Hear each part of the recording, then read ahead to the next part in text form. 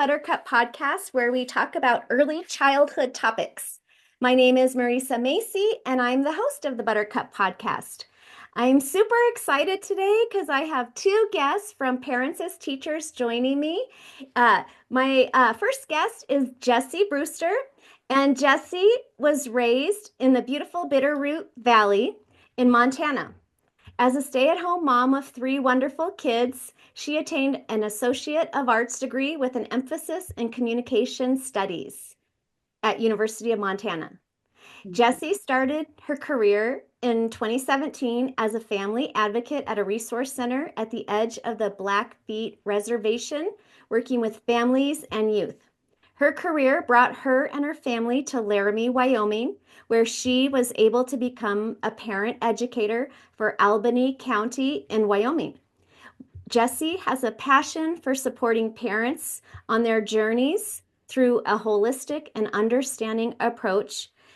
And she also enjoys an array of hobbies such as sewing, crocheting, painting, and hiking with her family. My other family support specialist is Ruth Troyanek, and she has lived in Laramie, Wyoming for 16 years and previously serving the community as a public librarian. Her favorite role at the public library was serving as the Youth Services Librarian, leading to programs for young children, and she's excited again to serve families as a parent educator. Ruth and her family enjoy biking and camping. Well, thank you so much, both of you guys, for joining me today. I'm so excited you're here. We're How, excited to be here, Marisa. thank you so much. Well, could you share how you got started in the field of early childhood? Yeah. So I probably took a very non-traditional approach to early childhood. I actually have an undergraduate degree in biology, and then I have a degree in library science also. And I worked at the public library in Laramie for quite a while before I transitioned into home visiting. And my favorite role at the library was being the children's librarian. And one of our first colleagues who worked for Parents as Teachers in Laramie, Charlie Dyzik, um, and I worked together. I was leading a children's program called Book Babies 3 times a week at the library. And as part of her recruitment of families for parents as teachers, Charlie would occasionally come and do a great parent-child interaction activity at the conclusion of each of our Book Babies story times. And when I was looking for a different career path, Charlie reached out to me and said, "Hey, Ruth, there's some openings for parents as teachers. I really encourage you to apply." And I've always just felt drawn to families with young children. Yeah. Over the years of my career, I've very much enjoyed kind of working with different niche age groups. I worked with older adults for a while. I was a teen librarian for a while. So I find it fun to focus in on one specific group of people. That is awesome. And Jessie? Yeah, good morning, everyone. I got into this career accidentally. I was a stay-at-home mom for my three kids, and my middle child was at Head Start, and the um, the director had started a resource center in this very, very small town on the edge of the Blackfeet Reservation. And she encouraged me to apply for one of those positions. And I started working as an advocate for youth, helping them get jobs originally. And I worked for this company for a couple years. And alongside of me was another Parents as Teachers program in Montana. And I was always just so kind of like jealous of this other lady because I saw her bringing like activities to families and her families would come in and I've always loved little kids and would kind of like interact with them and just love the way that she was interacting and always wanted this position. So when it came open here in Laramie, I jumped on that right away. and was very pleased to get the position. It definitely, I took a lot of psychology courses and art courses at the University of Montana, and was thinking maybe it would be nice to be like an art therapist, but had never imagined that this would be like my dream job. And I'm so passionate about this work, and I'm so happy to have had what I like to call a happy little accident. So, yeah. Thank you, Jessie, and thank you, Ruth. And I love that happy accidents. And I always like to start these conversations with how'd you get started because there's no like specific way to get started in this field. And I love hearing people's stories. And speaking of happy accidents, that's how I found you guys because I just moved here to Wyoming last summer. And I took my daughter and we were at a tag sale at the Civic Center here in our town. And that's when I saw your big sign out in front of the door and Jessie was in the classroom and I knocked on the door and that's how I met you. We started visiting and I just Yeah. love that happy accidents. And I just think what you guys do in our community with families and children is so important. And thank you so much. So, what is parents as teachers? Yeah. So we might go back and forth a little bit to answer this question. There's quite a few components of parents as teachers, but the answer is really in the name. Some people might think this is like homeschooling, but really it's just that the parent is absolutely the first and the best teacher for their child. The reason why is because they already have that social emotional connection, which is so important for children's learning. It's just an absolute necessity to have that relationship. And so, since they're already looking to them for language, for any kind of movement and play activity, we capitalize on that.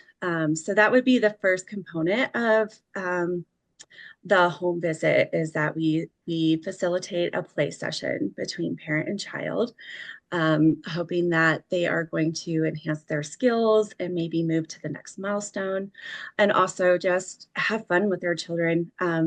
Sometimes parents don't always know how to play, and so we sit on the floor, get down at the child's level, and we just get like this beautiful front row seat of the parent and the child playing. And then there's a couple other things. So I'll go ahead and pass it to Ruth for the next one. Yeah, so also at every visit, we try to discuss a developmentally centered parenting topic, which is fancy language for potty training or talking about an impending birth or health or early discipline guiding a child's behavior. And we try to let the parents choose the topic that applies to them. And we try to plan a visit, but we also try to discuss whatever topic the parent wants to discuss today. We also at each visit try to address the entire family's well-being. And that could mean anything from the mental health of the parents, their physical health, connecting them to resources in the community that they need, talking about fun stuff that they can do on a shoestring budget with their kids in our community, Laramie, Albany County. Something I enjoy doing every month. I make a free and low-cost family events calendar that we send to the 36 families that we serve, and then anyone else in our community who wants this calendar, I can add you to my email list. Yeah, and I wanted to mention that all these services are free for families. Thank Yeah, you. parents as teachers is meant to be free to our parents, and we are. I'm so sorry. We are also encouraging families to read to their children. So we in particular like to bring a couple of books and let the family choose which book they would like to have. So that kind of gives them the empowerment of like choice and how which book they would like to read to their kiddo for, and they get to keep it. So it's pretty amazing. And then two other core parts beyond our home visits that are usually 1 hour twice a month.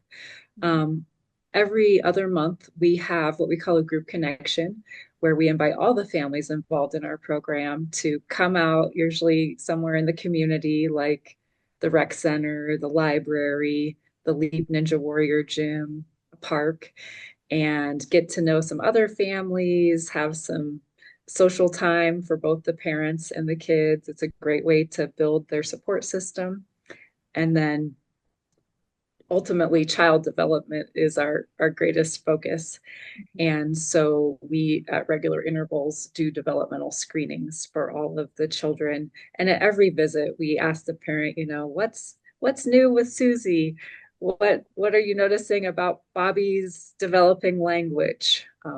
So that's really fun. And if we notice any potential concerns or delays, we refer them to specialists so they can get more support. And then we can customize our visits also based on um, if there's a certain developmental area they're working on with their child. Is there a certain age range that parents as teachers focuses on? Yeah, that's a great question. So at this point, we are working with kids to the age of 5, so prenatal all the way to 5. So we can help parents with, getting ready to have their first baby or second or third, however many babies. And we can work with them all the way until they're ready to transition. That is the fundamental idea, is that we're getting them prepared for the next education level. So um, yeah, so those first 5 years, most important. Yeah. I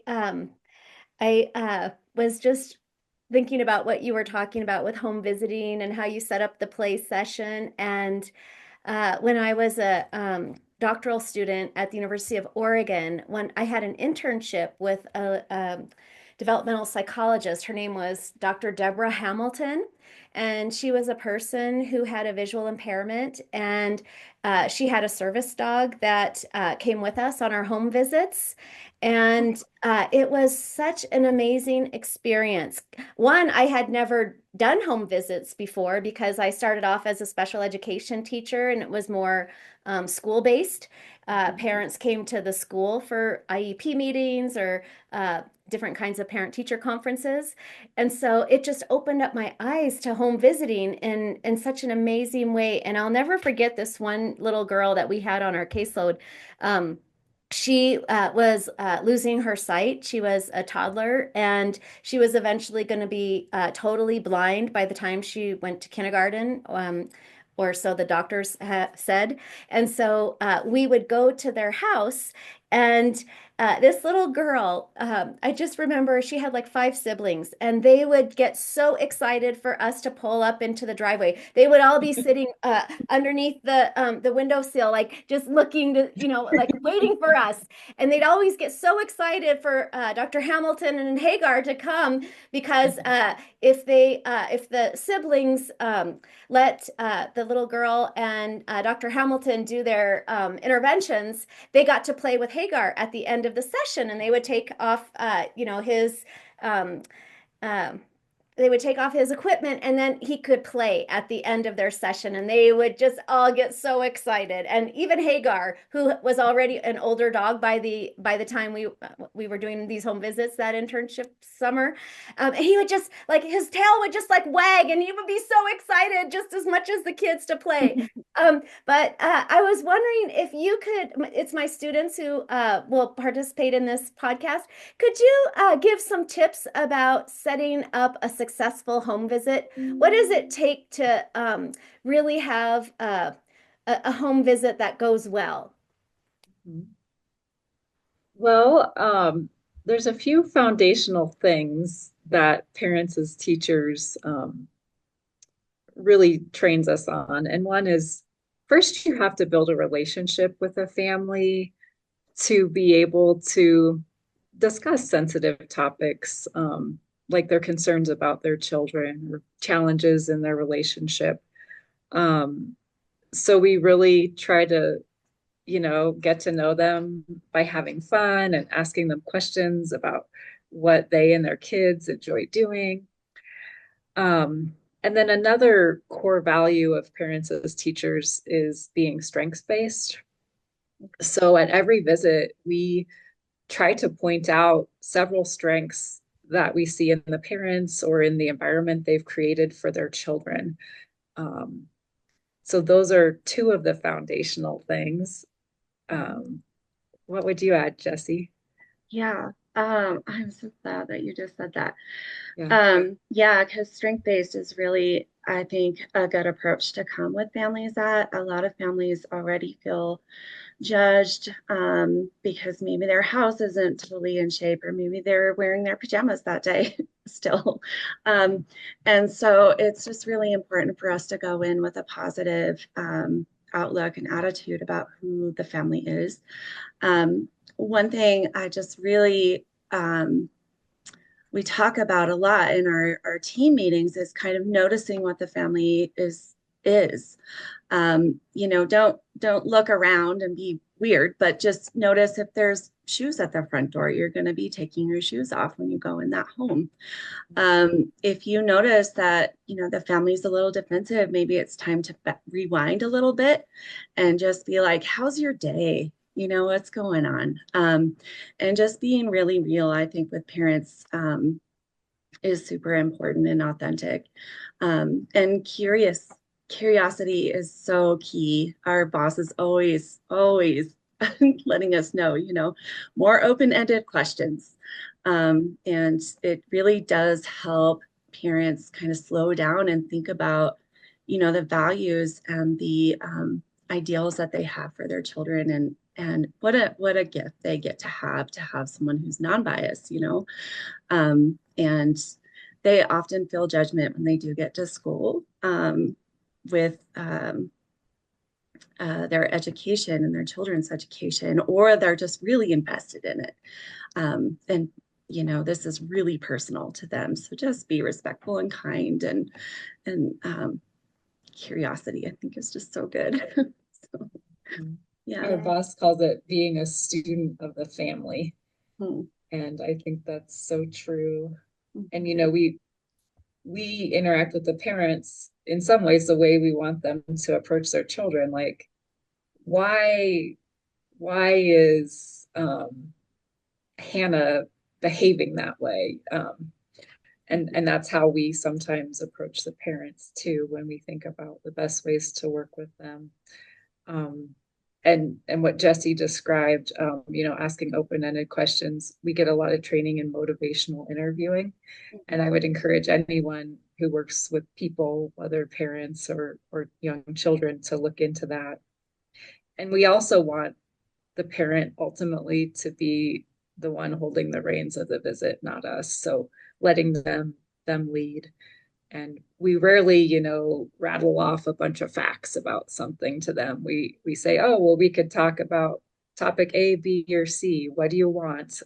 Would you like me to bring you some information about that? Yeah. That's awesome. I love what you said, being a student of the family. Oh, were Mhm. you going to say something, Jessie? But I lost it. I do that all the time. That's why I have to write down notes. Yeah. No, I lost it. Yeah. I I also love the idea of motivational interviewing, and I want to learn more about that. So parents as teachers has like a curriculum or resources for learning about motivational interviewing. Yeah, so that actually was a separate training that we had, and it was the first training that every um, family support specialist gets. So our boss, I can't remember the name of it because it's been 6 years since I have looked at that. But we continuously train. I mean, this is something that um, I think our boss really believes in, and I think both Ruth and I are just continuously learning how to do. Um, but yes, there is a curriculum, and there is lots of really good tips in there about how to talk to families. And we are certified. You do have to be certified to do this position, and we did that when we first started, and we re-up every year, and continue to use that curriculum as a base, kind of like a foundation. But then we're always stepping outside to find more information. We've been trained on, you know, recovery. We've been trained on the motivational interviewing. We've maternal health, just so many different ways that we can help families. And how do parents learn about parents as teachers? Uh, when they're at the hospital, is that how they can learn about it? Or kind of like I did, being in the right place at the right time? Or Yeah. Well, I would say word of mouth is our best advertisement in our county, at least. Unfortunately, we don't have a lot of funding for outreach and marketing. So we do it many different ways. A lot of it is by having relationships with other organizations that serve families with young children, like our local medical offices, pediatric dentists. The WIC program has been a major source of helping us recruit families. Our local developmental early intervention program gives us referrals, many different ways. Yeah. And we are excited. We actually relocated our office to a building that we felt there would be more foot traffic. And we're right across the hall from a daycare center. So we're trying to think out of the box to spread the word about our program. very cool. And Parents as Teachers is a national program, and it's got a great website with lots of resources that you can go to. And if you're a parent, you can go there. If you're a professional, you can go there and learn and get lots of neat resources. Um, yeah, that's great. Well, I loved what you said about having it the home visits and the work with families be strengths based and building on family strengths and having a rapport with the family and uh, serving children through their family and the family centered approach when we have infants, toddlers, preschoolers, early elementary children, being able to work with families and the parents is such a critical place to start. And yeah. Is there any way that people can follow you? So we are located in the Civic Center. We are on the, is it Custer side or Garfield? Yes. We're The on the south side. Yep. We're next to a coffee shop called Sunshine Coffee, and we'd be happy if, you wanted to stop in and see our space. And then we also have a Facebook page, and I can get that link to you, Marisa. Um, yeah. What else, Ruth? Um, we we officially work for a nonprofit called the Wyoming Citizen Review Panel, and their website is wycrp.org. And if you would be interested, if you're local and would like the free calendar for community events for families with young children, you could text me at 307-343-5954. And also, I just learned yesterday that Parents as Teachers has just launched a podcast. So if you just search for that, Parents as Teachers, as you would search for any podcast, that would be a great introduction to Parents as Teachers. And yeah. Yeah. That is And so cool. Yay, podcasts. Yeah. Yeah. And we are also all over Wyoming.